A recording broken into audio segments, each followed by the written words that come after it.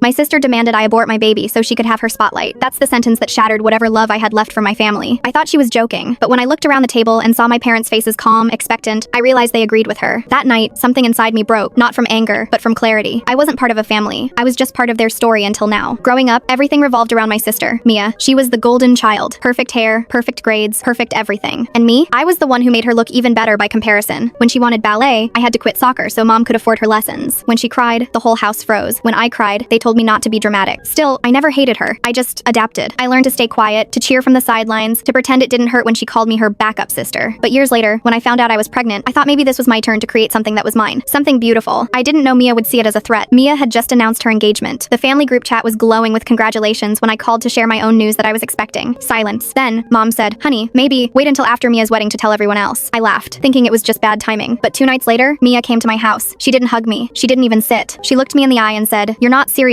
keeping it, right? I need this year to be about me." My chest tightened. "Are you hearing yourself?" I whispered. She shrugged. Mom and dad agree. It's not fair to steal my moment. That's when I realized I wasn't part of this family's love story. I was the distraction they tried to hide. So I stopped explaining myself. I just went quiet. I didn't fight them. I didn't beg. I didn't argue. Instead, I built a new world, one where their approval didn't matter. I worked extra hours, saved everything, moved into a small apartment, and prepared for my baby alone. Pregnancy wasn't easy. There were nights I cried until I felt hollow, but every kick, every heartbeat reminded me that I was no longer living for validation. I was creating life the most unselfish act there is. When my daughter, Ella, was born, she looked up at me with eyes that felt like forgiveness, and I decided that my silence wouldn't mean weakness anymore. It would mean strength. I went back to school online, got certified in digital design, and started freelancing. By the time Mia's wedding came around, I had my own business, my own apartment, and my own peace. They never asked how I did it. They just noticed I didn't need them anymore. 2 years later, Mia called out of nowhere. Her voice was shaky. Her husband had left her for one of her bridesmaids. Suddenly, the perfect image had cracks, and the family panic began. Mom asked me to help plan a surprise birthday for Mia to lift her spirits. I almost said no, but then I thought maybe silence had done its part. Maybe truth needed to finish the job. At the party, everyone gathered around Mia as she pretended to smile. Then Mom pulled me aside. "Don't bring Ella out yet," she whispered. "This is Mia's night." I looked her in the eye, and for the first time, I didn't nod. I walked onto that stage with Ella in my arms. The room froze. My daughter giggled into the mic. "This," I said softly, "is my reason for living. The one you all told me to erase." Mia's smile fell. Dad looked away. No yelling, no scene, just truth, heavy, quiet, undeniable. That silence, that was my revenge. After that night, they stopped pretending. The invitations slowed. The calls faded. But I didn't chase them anymore. Mia moved back in with my parents, trapped in the same approval loop I'd escaped. And I kept moving forward, building a business, raising my daughter, and sleeping peacefully for the first time in years. They lost control when I stopped seeking it. And maybe that's what real revenge looks like, living fully, without their permission. They wanted me small so she could shine. But in choosing myself, I learned no one can dim your light if you stop asking them to see it.